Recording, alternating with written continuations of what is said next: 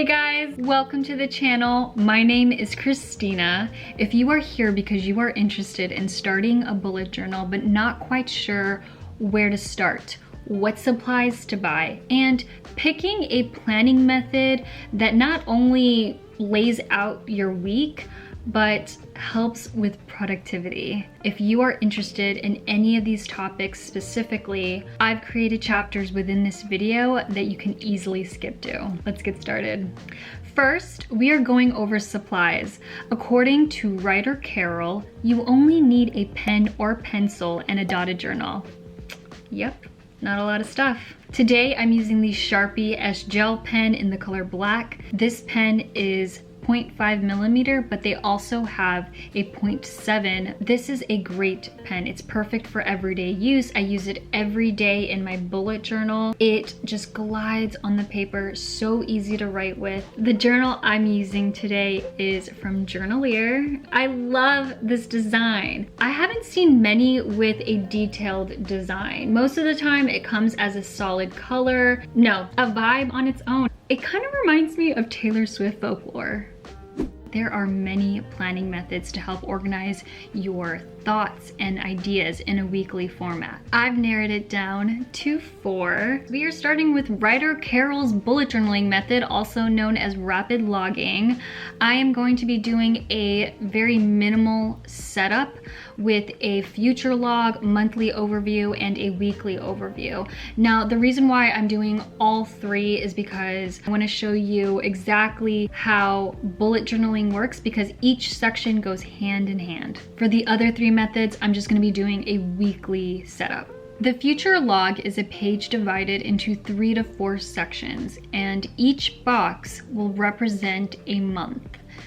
Since it's currently April, I'll list that one first.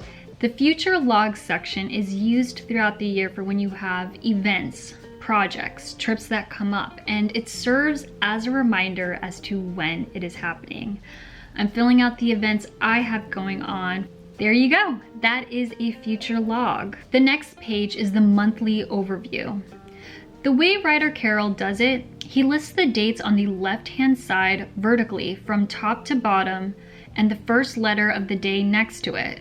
I'm filling in due dates, meetings, and trips next to the day I plan on doing it. And this is where your future log comes in handy, because you can reference that when you're filling this out. Next are your day-to-day tasks.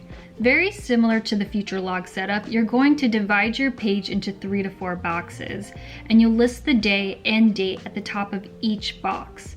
This is the section where you can be a little more detailed with your schedule and daily task. When you're bullet journaling, you will most likely create a key. So this is mine in my bullet journal.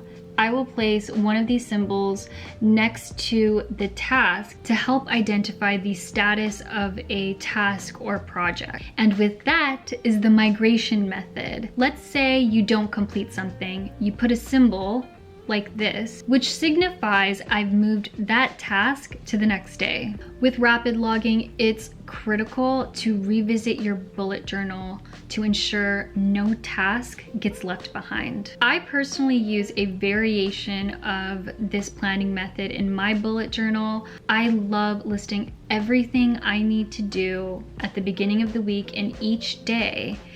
And you have no idea, it gives me so much joy for me to cross that off when I've completed it. Why rapid logging?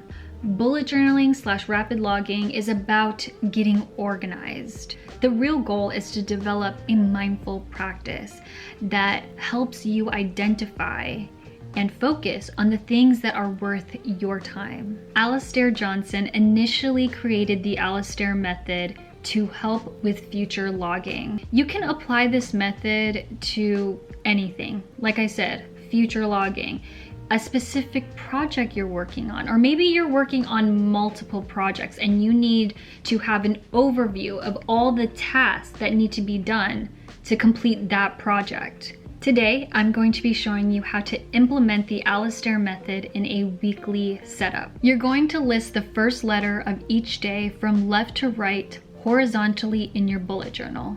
Then you're going to list the task you need to complete that week to the right of that. It should look like an inverted spreadsheet. One by one, you go through your task and you place a dot in the column for when the task is due. For instance, shooting YouTube videos, I am going to put a dot under the Friday column. If you don't complete the task, you can use the same migration symbol to move to the next day. You might be wondering, how is this any different than rapid logging? I'll tell you, because I didn't see it at first. With Ryder Carroll's rapid logging, sometimes tasks can get lost, especially if you're not looking back at your previous weekly setups. Also, it can get repetitive. Sometimes you're writing it the same exact task multiple times in your planner thinking that that's going to make me do it. What's helpful with the Alastair method is that you get an overview of your yearly setup, your monthly setup, your weekly, or the many projects that you're working on. Number 3, time blocking.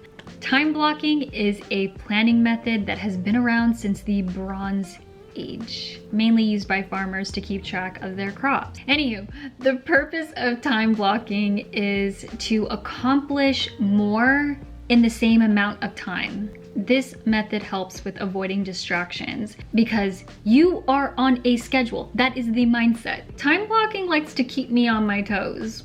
Your weekly setup will have the hours listed on the left-hand side with the designated task next to it. Now, it's really up to you how detailed you want your schedule to be.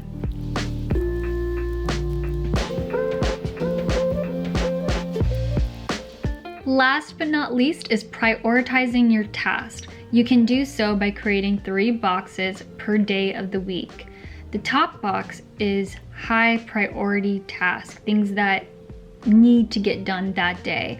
And the bottom is low priority. Not that big of a deal, but still needs to get done. This weekly planning method helps anyone who might have too many things going on in one day. Instead of putting pressure on getting everything done, you organize your task by importance. Sometimes you get a lot more done when you focus on one task for a consistent amount of time. First and foremost, there are so many planning methods out there. For this video, I wanted to focus on 4 distinctive planning methods you could implement in a weekly setup in your bullet journal. All 4 methods help with productivity, so it's crucial to figure out what works for you. Once you figure that out, personalize your process. To be quite honest, I weirdly use all 4 of these methods, or at least some variation of it. I could probably save that for another video. I just want to say thank you to Journalier for gifting me these 2 journals. I'm actually going to be giving this one away, which is my favorite out of the 2. Now, let's talk about the features. We get a adjustable strap here, 2 ribbons. The pages are numbered. There are a total of 188 pages. The pages themselves are not white. There's actually a hint of cream, making it an off-white color. The pages are 120 GSM. The dots, I would say, are medium gray. They're not super light to the point you can't see them, but they're also not dark either. And then of course, you have a pocket in the back of the notebook. As far as the price, Journalier's dotted journals are $29. I honestly wanted to keep this one for myself, but I want to give this to one of you guys. So the details on how to enter this giveaway will be in the description down below. Please subscribe to the channel and click that notification bell. I will be coming out with a new video next week. I'll see you guys in the next one.